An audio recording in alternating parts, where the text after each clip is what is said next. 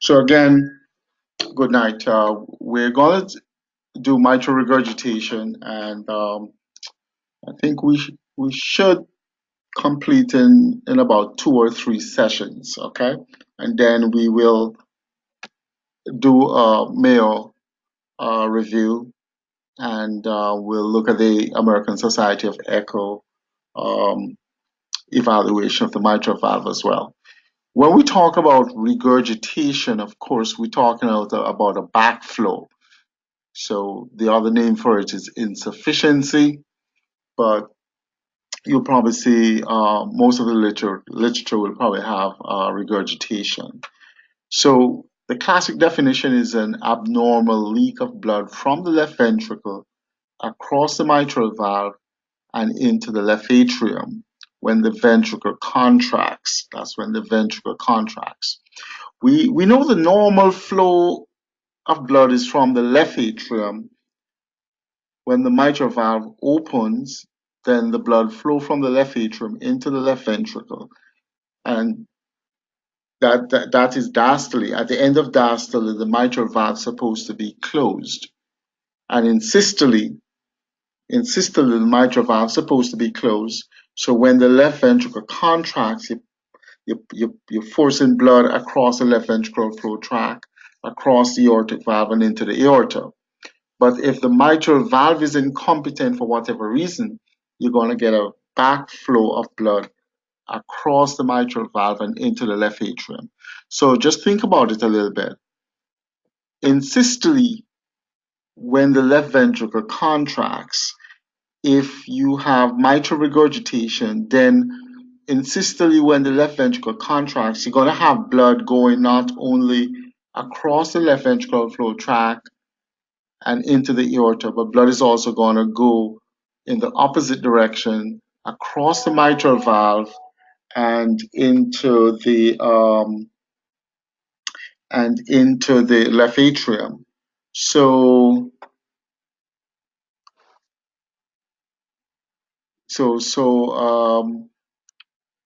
that is the problem with mitral regurgitation. You know, the left ventricle is gonna be forcing blood in both directions. All right.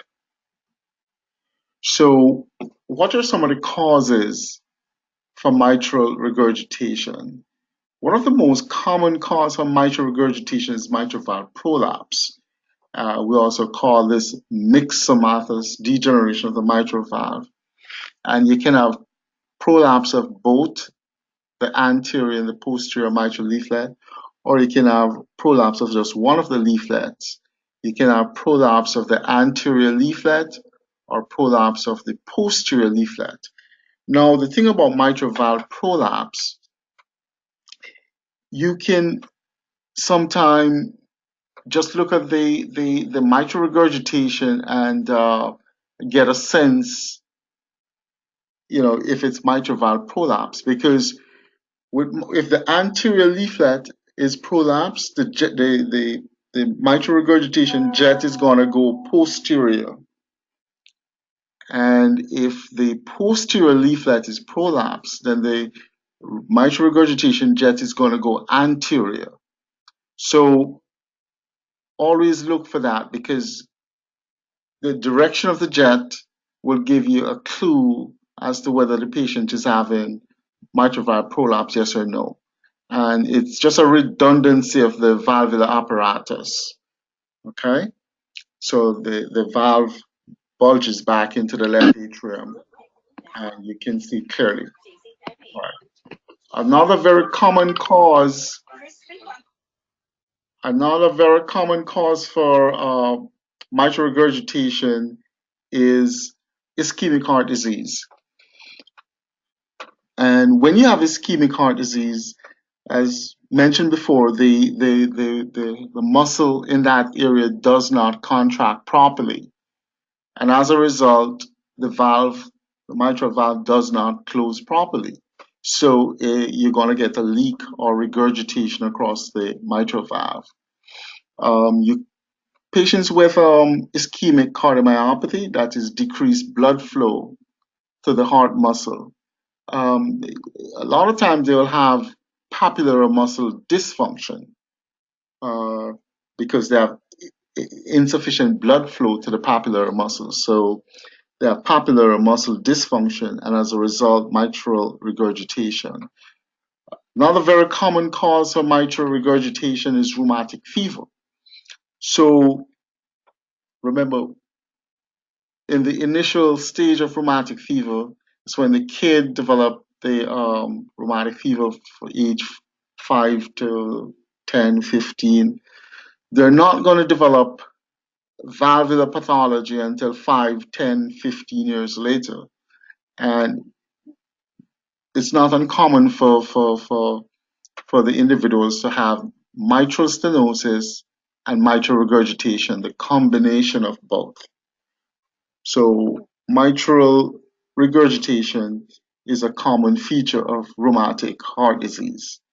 Marfan syndrome, classically Marfan syndrome will give you a dilated aortic root or dilated ascending aorta, but you can also have mitral regurgitation as a feature of Marfan syndrome. Ehlers-Danlos can give you the same thing, dilated cardiomyopathy because the valve apparatus does not close properly if the mitral annulus is dilated. So you don't get proper coaptation of the valve leaflets because the whole thing is dilated. And then non-compaction, which can give you a dilated cardiomyopathy, is also another cause. And then endocarditis. So if you have infected material on the mitral valve, it's going to prevent proper closure of the mitral valve. So these are some of the more common cause mitral regurgitation. The big one, however, is your mitral valve prolapse, ischemic heart disease, and rheumatic fever. What are some of the signs and symptoms of mitral regurgitation? How are the patients going to present? Of course, you have blood. Well, first of all, the patient may present. The patient may be totally asymptomatic. So if you just have, even sometimes you have severe mitral regurgitation, the patient can be asymptomatic. So patients will come to the echo lab for a routine echo. Well, there's no routine echo, but they may come for clearance for surgery or clearance for breast cancer chemotherapy, and you find mitral regurgitation. So a lot of these patients are asymptomatic, but if you're going to get symptoms from mitral regurgitation, if you think about the pathophysiology, when the left ventricle contracts, blood is going to flow backwards across the mitral valve into the left atrium, and as a result, you're going to get backflow in the pulmonary veins. You'll get pulmonary venous hypertension. You can flood the lungs with fluid, and you can also develop pulmonary hypertension because there's a backup of blood all the way to the pulmonary circuit, the pulmonary arterial system. So the spectrum of presentation can be asymptomatic, they have no symptoms, and if they're symptomatic, shortness of breath, and shortness of breath is usually with exertion at first, and then when it gets very bad, the patients have to prop themselves up. They cannot lie flat. We call that orthopnea. So they have to prop themselves up. They use 2, 3, 4, 5 pillows. Sometimes the only way they can sleep is to sleep in a chair. And, so those are some of the history. If you're going to get a history from the patient, um, those are some of the questions you have to ask. So shortness of breath, dyspnea, congestive heart failure, because you have the backflow of blood into the pulmonary system and into the lungs, and the patient presents with heart failure. Decreased exercise tolerance, because a lot of the blood is going backwards instead of the blood going forward across the left ventricular flow tract. into the aorta, the blood is going backwards. So they're going to have decreased exercise tolerance because of decreased cardiac output. Palpitations, they may have a sign of tachycardia, or they may have atrial fibrillation or some atrial arrhythmia. The classic murmur of mitral regurgitation is what we call a holosystolic murmur, which is heard best at the apex and radiate to the axilla. And that is because when the left ventricle contracts, that we'll call systole, so the murmur is going to be a systolic murmur, and it's going to be all throughout systole. That's why we call it holosystolic murmur. That means it's all throughout. Remember, if you remember your phonocardiogram, the phonocardiogram, you have S1 and then you have S2. The interval between S1 and S2, so S1 is when you have closure of the mitral valve, and S2 is when you have closure of the aortic valve. So between closure of the mitral valve and closure of the aortic valve, that is systole, because when blood is pumped out of the left ventricle, okay, it passes across the aortic valve into the aorta, and then at the end of systole, the aortic valve closes, okay? And then after that, then the mitral valve opens in diastole, the left ventricle fills, at the end of diastole, then the mitral valve closes. So the interval between S1 and S2 is systole, and the interval between S2 and S1 is diastole. So you're going to get an holosystolic murmur. A murmur, that's a murmur that occurs throughout all of systole. That's classic, and it's heard at the apex. So because you have significant regurgitation, the left ventricle can be enlarged, and you get displacement of the apical beat. For mitral valve prolapse, you classically get what we call a mid-systolic click. So this is usually called the click murmur syndrome as well. All right. So when you look at your echo, so again, to orient you, this is your parasternal long axis view. Your prober transducer is right there. Okay. The chest wall is up here. The right ventricular cavity is right there. This is your septum, LV cavity. This is your LV cavity. This is your posterior wall. The anterior mitral leaflet and the posterior mitral leaflet are your aortic valve and the ascending aorta. So this is of course, you have your ECG down there. This is a systolic frame because if you look, the aortic valve is open and the mitral valve is closed, but you're getting this mosaic color going backwards into the left atrium. So this is your classic mitral regurgitation. Okay, so mitral regurgitation, blood going from the LV cavity, across the mitral valve into the left atrium, and it's a systolic phenomenon.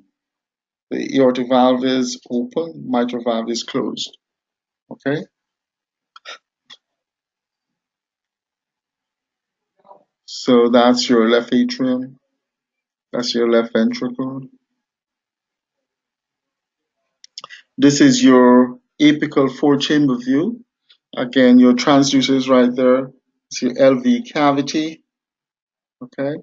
The ventricular septum.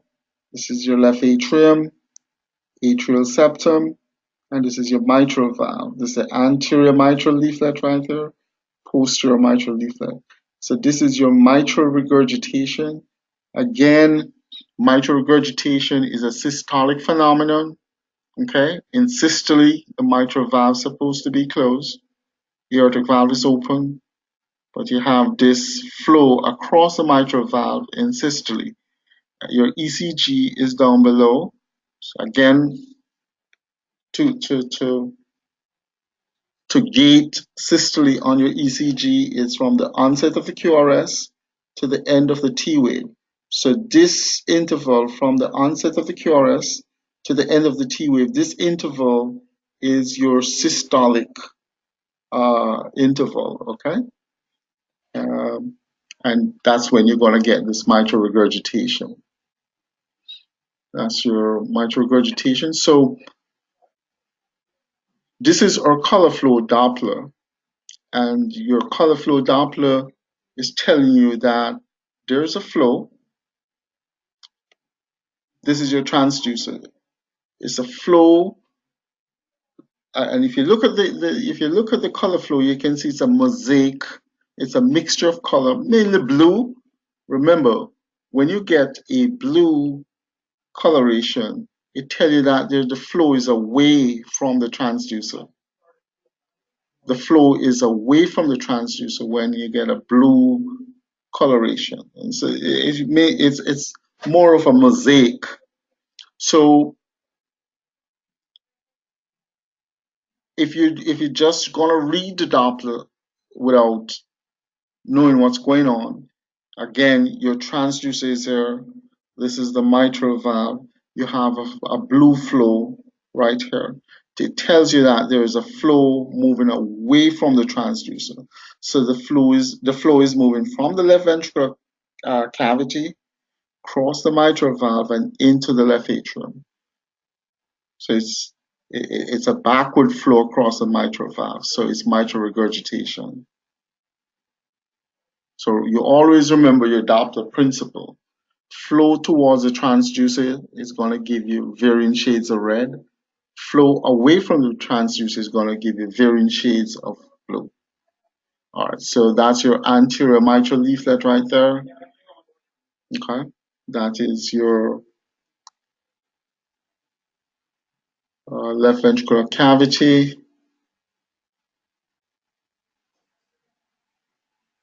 Okay, so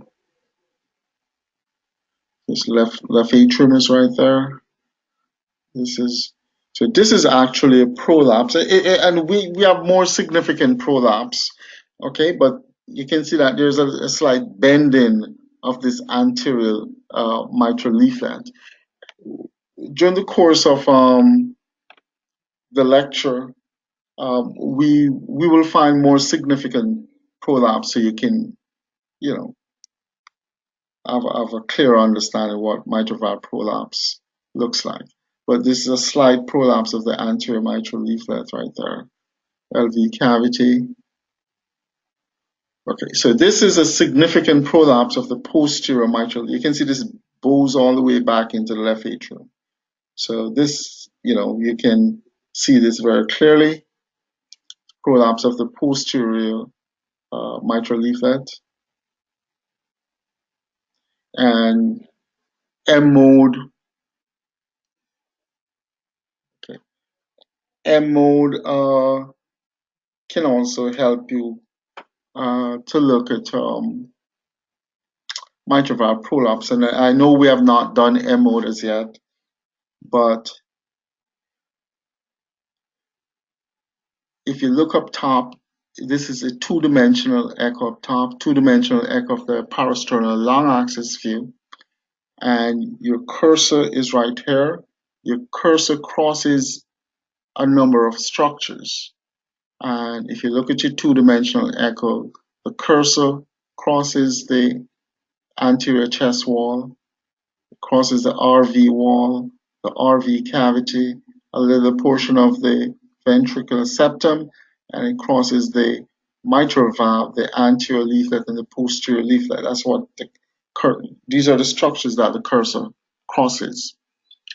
So when you do your ultrasound of the chest and looking at the heart, these are the same structures that the ultrasound wave is gonna traverse, and it's gonna be reflected back and transmitted and reflected back, and you're gonna get image of all these structures on the M mode. So down below where you have the M mode, of course, on the vertical axis you have distance, and on the horizontal axis you have time.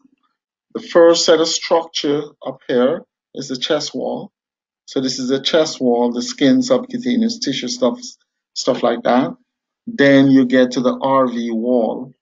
Okay, just above the RV wall, you have the pericardium, but the RV wall is right there, and then you get the RV cavity right here. RV cavity. Then this is your ventricular septum, and then if you look there, once you cross the ventricular septum, then your cursor is looking at the LV cavity and the mitral valve. So this is the LV cavity inside right there. This is your anterior mitral leaflet. The posterior leaflet will be right there. Okay, if you look at your ECG on top, the mitral valve opens in diastole. So this is when the mitral valve opens. Diastole is from the end of the T wave to the onset of the QRS. So these are diastolic frame where the mitral valve opens. So in systole, you can see that. So the mitral valve is open in diastole. In systole, the mitral valve is supposed to be closed. But if you look here, you can see that this bulges downward. As a matter of fact, the posterior mitral leaflet prolapse, it bulges back into the left atrium. So this is what these little hump represent. But when we do M mode, you'll understand it a little clearer. Okay, so let's set all right. So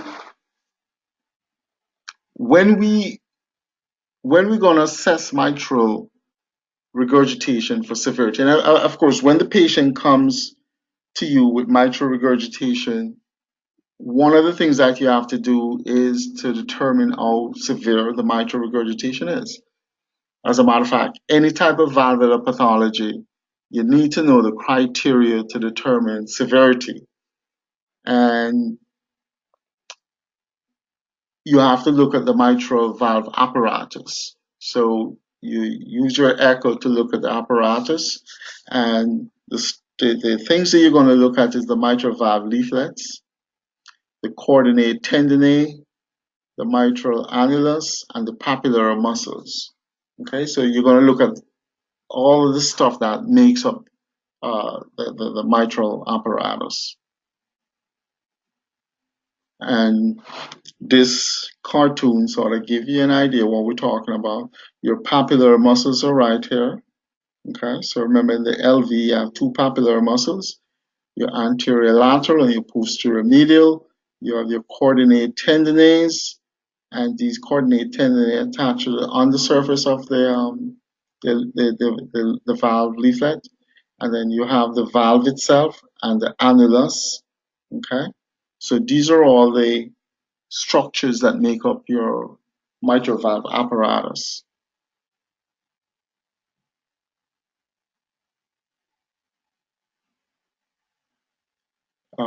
This is actually a TE of mitral valve prolapse, and you can see that the jet is very eccentric, and that's one of the things with mitral valve prolapse.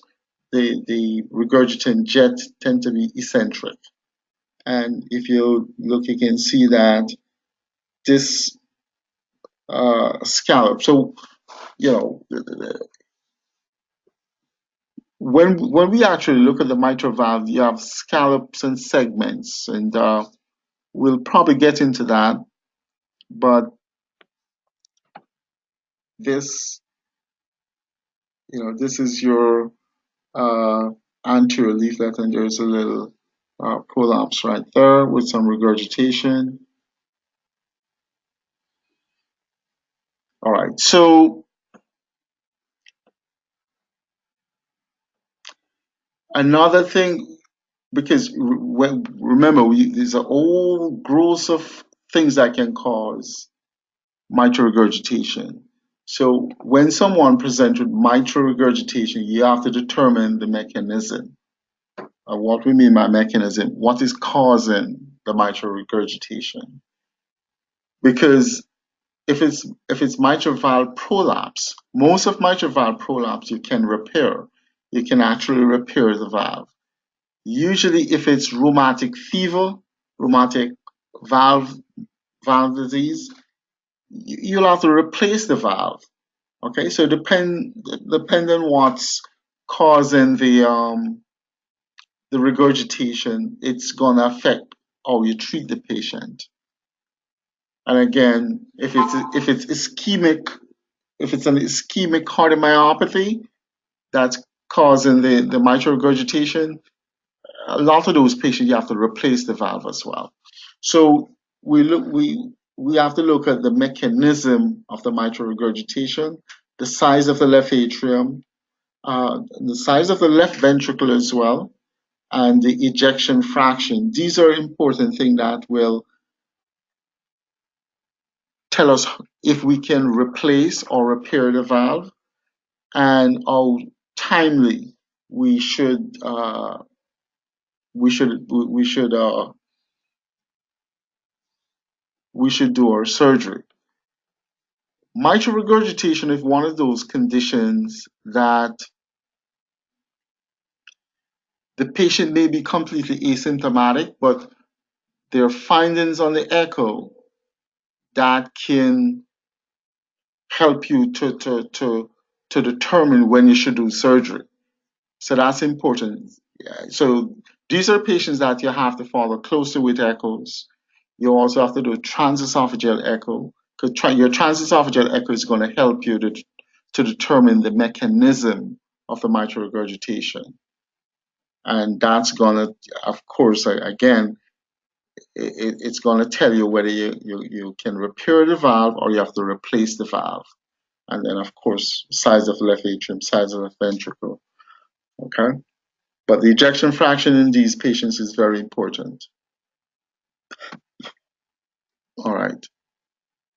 So to determine the severity of the mitral regurgitation, we're going to look at the color flow.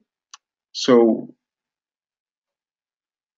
the color flow is important because the color flow will tell you if the patient have mitral regurgitation, yes or no. So that's probably one of the first things you're going to do is your color flow Doppler because it will tell you whether there is mitral regurgitation, yes or no. And you can also glean some type of severity because if you see a very small regurgitant jet, then it suggests mild MR. If you see a large regurgitant jet, then it suggests severe MR, but it is not always accurate. So that's why you have to do other things to determine how severe the mitral regurgitation is. There's something we call the vena contracta. So if you remember when we did hemodynamics, we did the PISA, and when we talk about PISA, we talk about the vena contracta, we talk about the EROA, we talk about regurgitant fraction, regurgitant volume. So these things are very important when you're assessing mitral regurgitation. So if the vena contracta is greater than 7 millimeters or zero point 0.7 centimeters, it suggests that the mitral regurgitation is severe. So again, so these numbers are very, very important because when you do your tests, these are stuff that they're going to test you on. So if the vena contracta is greater than 0.7 centimeters, it suggests that the mitral regurgitation is severe. If the vena contracta is less than 0.3 centimeter, it suggests that the mitral regurgitation is mild. And then any numbers that comes between your zero point 0.3 and zero point 0.7 suggests moderate. Okay, and the vena contracta is one of the most accurate means of determining the severity of the mitral regurgitation. So this is your apical four-chamber view. Your transducer is right there. The left ventricular cavity, ventricular septum, atrial septum. The mitral valve is right there. You get this bluish color right there. Bluish color tell you that the flow is away from the transducer. So if the flow is away from the transducer, the flow is moving from the left ventricular cavity across the mitral valve into the left atrium. So this is mitral regurgitation. And if you look at this, it's not very large. and it's not tiny, so it's probably mild mitral regurgitation. As opposed to severe mitral regurgitation, if you're using the color, then the color almost completely opacify the left atrium. And the number we use for mild is usually less than 20%. So the color will occupy less than 20% of the left atrial cavity. And then for severe, the color usually occupies more than 40% of the left atrial cavity. Okay, so this is an important picture to look at. So this is your left ventricle down here, left atrium is there, and you have torrential regurgitation. So blood is moving from the LV cavity across the mitral valve into the left atrium, and you can see significant turbulence. Okay, so again, when you have regurgitation, okay, so this is your regurgitant flow. It's going to set up a flow convergence on the opposite side. So this is your flow convergence right here, and the regurgitation is in the left atrium. On the opposite side of the valve, you get your flow convergence, and you're going to get a series of hemispheric shells. Okay? Okay? Series of hemispheric shells. You're going to have, when the blood moves from the LV into the left atrium, you're going to get a narrow neck where, and this is what we call the vena contracta. Okay, so when the blood moves from the left ventricle across the mitral valve into the left atrium, you have a narrow neck and then it spreads out. This narrow neck is what we call the vena contracta. The potential area through which the regurgitation is occurring, we call that the EROA, effective regurgitant orifice area. Okay, so your vena contracta is the neck. The area through which the regurgitation is occurring is what we call the EROA. And then these are your series of hemispheric shells right up there, hemispheric shells. All right. So we can use our color flow method to determine severity. Again, mild is if the color occupies less than 20% of the left atrium. Severe if it occupies more than 40%. We can also use continuous wave Doppler. And again, if we're going to use continuous wave Doppler, you're going to get a systolic flow. Mild mitral regurgitation, the spectral recording has a soft density with a rounded contour. And severe mitral regurgitation, the spectral recording is dense with a triangular contour. You get early peaking. So it looks like this. So if you look at this, this looks fairly, so again, it's a systolic flow. Systole is from the onset of the QRS to the end of the T wave. So you have repeated systolic flow, and the envelope is not very dense. It's sort of faint. So just looking at this continuous wave Doppler, you're going to call it mild. As opposed to this, you can see this is bony dense. This is, very, very dense. So this will be suggestive of severe mitral regurgitation. Again, one of the important features of severe mitral regurgitation is what we call systolic flow reversal in the pulmonary vein. So again, it's very important when you assessing mitral regurgitation, you need to do your pulmonary vein flow, because with severe mitral regurgitation, you get systolic flow reversal. So remember, your apical four-chamber view, your transducer is right there, your cursor is right there, and your sample volume is in the pulmonary vein. ECGs right there. So you get a systolic flow and a diastolic flow. And this is what normal pulmonary vein flow looks like. A large systolic component and a smaller diastolic component. Then you get an atrial flow reversal. Systolic component, diastolic component, atrial flow reversal. So this is normal, as opposed to if you have severe mitral regurgitation, the systolic component, which should be right here, is you get flow reversal. It's in the opposite direction. Okay, opposite direction. Remember, this is your transducer right there. The normal pulmonary vein flow is from the pulmonary vein into the left atrium. Remember, that's how blood flows from the pulmonary veins into the left atrium, and then in diastole it flows across the mitral valve in the left ventricle. So in systole, ventricular systole, that is, you still have flow from the pulmonary vein into the left atrium. In ventricular diastole, you still have the same thing. But when the atrium contracts, it's going to force blood in the opposite direction. It's going to move away. It's going to move in the opposite direction in the pulmonary veins. So just think about it. So we're gonna hold off pizza because that's a lecture in itself. So just go over what we have done so far, and then tomorrow we will go into pizza.